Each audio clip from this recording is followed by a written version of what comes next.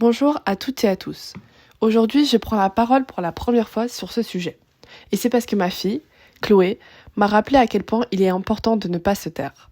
Elle ne savait pas que son père, l'homme que j'ai aimé, m'a fait vivre l'enfer. Alors je veux lui dire, et à toutes ces personnes qui écoutent cette vidéo, on ne doit jamais garder le silence. Il y a des années, j'ai cru que les coups, les humiliations, les menaces faisaient partie de la vie. Il me disait que j'étais trop gentille, que je ne comprenais pas les choses. Il a cassé mon nez. Il m'a poussé dans l'escalier. Il m'a fait croire que j'étais responsable de sa violence. Pendant des années, j'ai eu peur. Peur de lui. Peur de ne pas être crue. Peur de ne pas pouvoir protéger mes enfants. Mais aujourd'hui, je sais que la peur ne doit pas gagner. Je me souviens du jour où j'ai réalisé que je devais partir. Ce n'était pas facile. J'ai trouvé du soutien, des gens qui m'ont tendu la main. Et surtout, j'ai compris que je méritais mieux. Personne ne mérite d'être traité comme il m'a traité. Personne. Si vous vivez la même chose, sachez que vous n'êtes pas seul.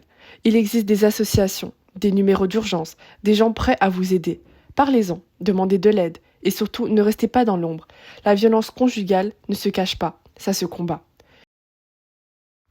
Chloé, je t'aime et je veux que tu saches que ce que j'ai vécu ne te définira jamais. Aujourd'hui, je brise le silence pour toi, pour toutes les femmes et tous les hommes qui subissent la même chose, parce que personne ne devrait avoir peur chez soi. Merci de m'avoir écouté et surtout, n'oubliez pas, vous n'êtes pas seul.